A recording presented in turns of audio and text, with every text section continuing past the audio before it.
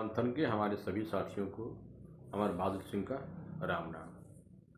मित्रों, पिछले वीडियो में मैंने इंट्राडे के लिए 6 स्टॉक चुने थे और मैं इसलिए इंट्राडे पे स्टॉक चुने थे कि कुछ लोग इंट्राडे करते हैं और उनके लिए ये वीडियो जो है बहुत कारगर होगा।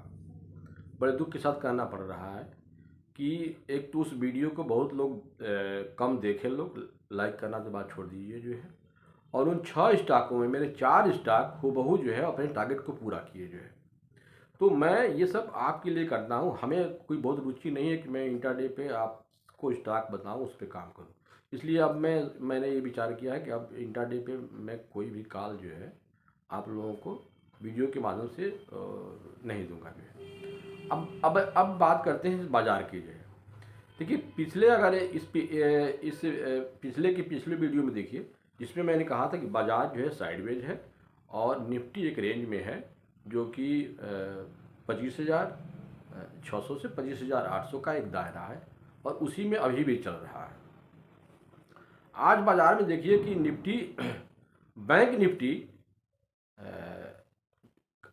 जो कॉल साइड था, जो पुट साइड था, यानी जो कॉल लिए थे और जो पुट लिए थे, उन दोनों का प्रीमियम सेट हो रहा था। मार्केट जो है ऊपर नीचे कर रहा था, उनकी प्रीमियम जो है वो गिर रही थी, जो कॉल लिया था उसकी भी और जो पुट लिया था उसकी भी। ये क्यों हो रहा है कि जैसा कि आपको मालूम है कि जब भी मार्केट जब साइडवेज हो जाता है तो साइडवेज मार्केट तब होता है जब इम्प्लाइड वोलेटिलिटी जो होती है वो 15 से 16 से नीचे होती है, तब ये बातें हो जाती है। और मैं 2 दिन से देख रहा हूँ निफ्टी बैंक में वोलेटिलिटी जो है ये आई भी जो है उसका ये करीब 15-16 के रेंज में है।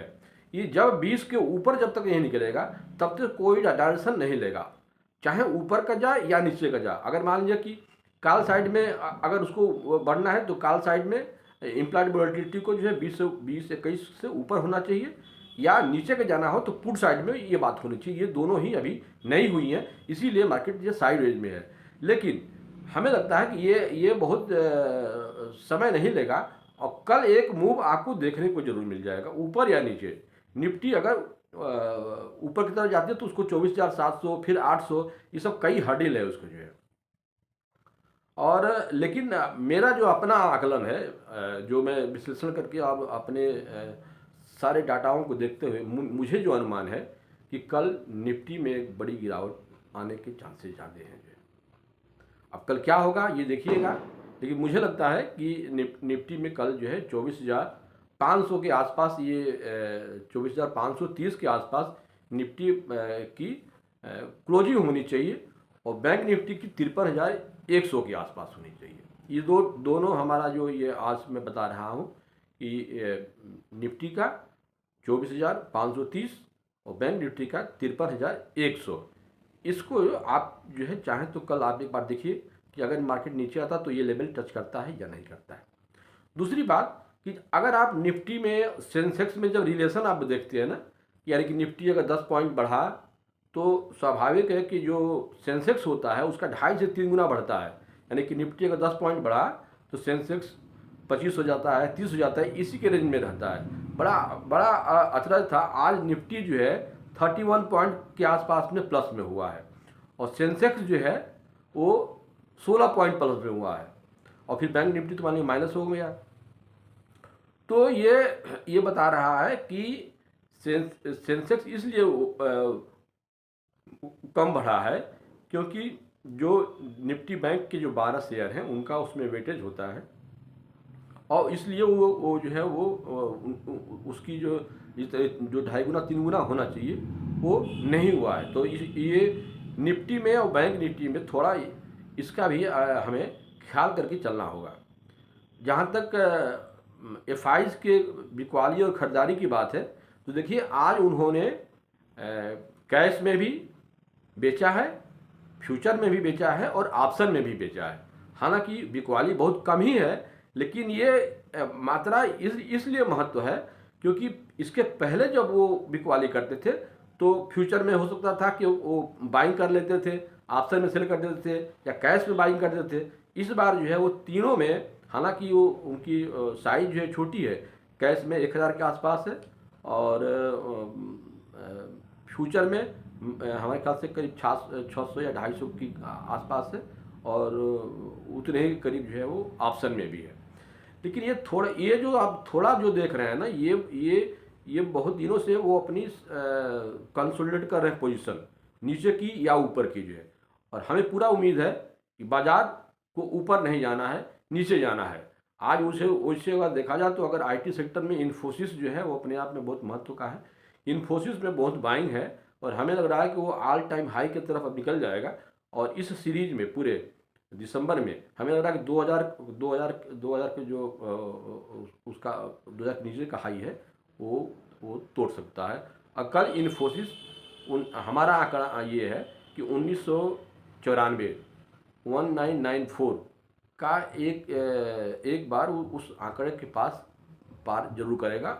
अगर मार्केट जो है माइनस में खुलता है, नीचे जाता है, तो आप इन्फोसिस को बाई करते जाइए जो है, वो निश्चित रूप से इस दिसंबर में आपको पैसा जो है वो दे के जाएगा। रिलायंस देखिए फिर एक बार कमज़ोर हो गया है, और बड़े जो शेयर हैं बैंक के, HDFC देख लीजिए, SBI देख लीजिए, एक्सिस देखिए, ये सर के सर जो है जो PSU थे वो सब भी आज निगेटिव थे, माइनस में थे जो है।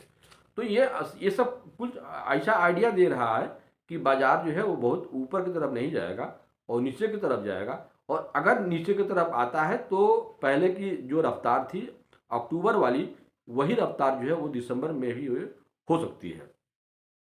अब निफ्टी का आपको मैंने लेबर बता दिया, और ये मैंने सारा चीज़ इसलिए बता दिया कि आज का जो दिन था, आपने देखा होगा जो भी ऑप्शन में लोग काम किए होंगे उनको, अगर वो लोग ऑप्शन जो राइटर होता है उसको तो फ़ायदा मिला होगा। जैसे पिछले वीडियो में मैंने ये बात बोली थी कि ऑप्शन राइटर पैसा कमा लेगा, लेकिन ऑप्शन जो बायर होता है वो नुकसान करता है।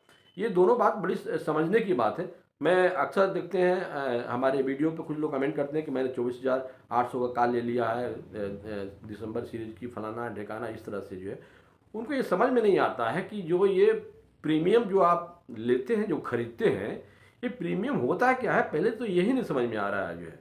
आप जब तक समझेंगे नहीं कि प्रीमियम क्या होता है, इसमें जो दो वैल्यू होती है, इंट्रिंसिक वैल्यू और टाइम वैल्यू, इन दोनों का महत्व क्या होता है, और टाइम वैल्यू जो है कैसे समय के बाद वो बदलते रहता है, ये जब तक नहीं आप समझेंगे तब तक आप जो है कॉल पुट में जो काम करते हैं आपको हमेशा नुकसान होगा।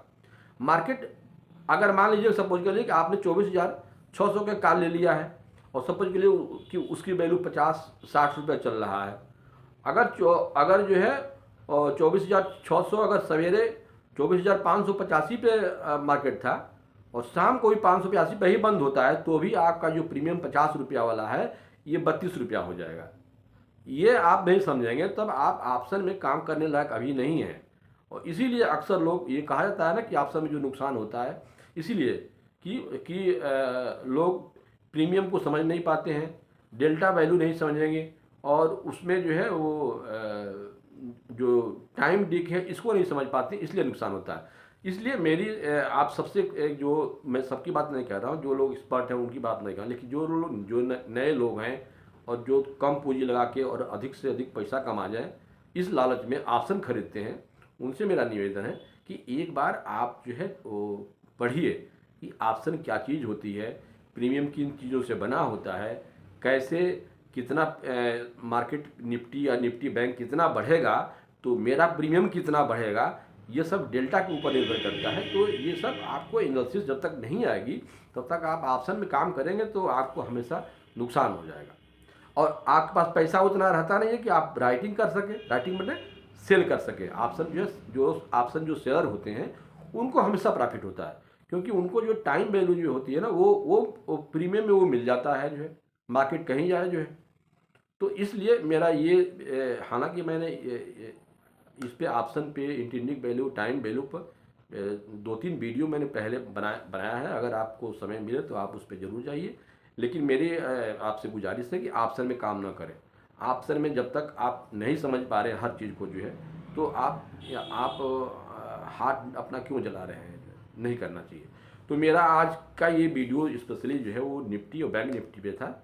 मुझे लगता है कि निफ्टी में कल गिरावट होगी और साथ में बैंक निफ्टी में भी गिरावट होगी, लेकिन ये तो बाजार है भाई, कह नहीं सकता कि कल क्या हो जाए जो है।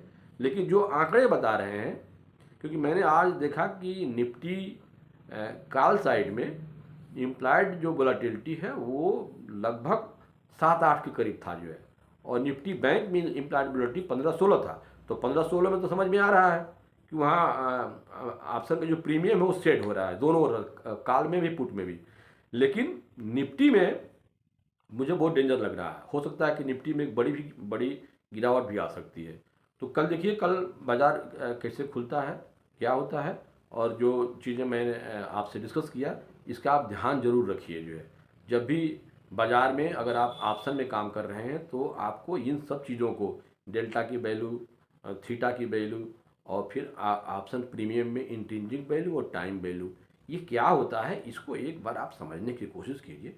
मैंने हमारे वीडियो पहले के हैं, उसको आप एक बार जरूर देखिए। निश्चित रूप से आप कम से कम उसको जब आप समझेंगे पढ़ेंगे ना तो आपको नुकसान नहीं होगा, नहीं तो आप ऑप्शन में हमेशा नुकसान करते रहेंगे। आपको कौन सा स्ट्राइक प्राइस लेना है आपको ये भी नहीं पता है। मार्केट चल रहा है अभी करंट में 24,600 का, और आप प्रीमियम लेके बैठे हैं 24,800 का, तो कहाँ से आपका ये ऑप्शन में आप लाभ कमाएंगे? नहीं कमा पाएंगे। इसलिए मैं बार बार इस ऑप्शन पे आज मैं इसलिए ज़्यादा बोल रहा हूँ क्योंकि मार्केट में पैसा आप जो है बचाइए, गंवाइए मत जो है। और दूसरी बात मैं कह रहा हूँ, बाज़ार में कोई भी शेयर बहुत ज़्यादा गिर जाए तो उसलिए उसमें मत खरीदिए कि ये बहुत गिर गया है और यहाँ से बढ़ जाएगा। देखिए, बहुत गिर गया है ना, तो बाज़ार में उसमें जो एक बार जो उछाल आएगा वो थोड़ा सा उछलेगा, फिर दोबारा उसके नीचे चले आएगा। तो जब तक जो है वो लगातार 2-3 सेशन में उसमें खरीदारी ना आ जाए तब तक आप उसमें जो है हाथ मत डालिए जो है। थोड़ा महंगा शेयर ले लीजिए, लेकिन उसमें स्टेबिलिटी आ जाने दीजिए, तब उसमें जो है आप एंट्री कीजिए। तो ये सब आज कल का बाज़ार कैसा रहेगा, बाज़ार जो है जब साइडवेज होता है तो इम्प्लाइड वोलेटिलिटी कैसे काम करती है उसके बारे में और ऑप्शन के बारे में ये मेरा वीडियो था। वीडियो अच्छा लगता है तो आप चैनल को, जो नए लोग हैं, मेरी गुजारिश है कि सब्सक्राइब जरूर करें, बेल आइकन दबाएं ताकि अगली वीडियो आप तक पहुंचने के पहले आपको संदेश मिल जाए। नमस्कार।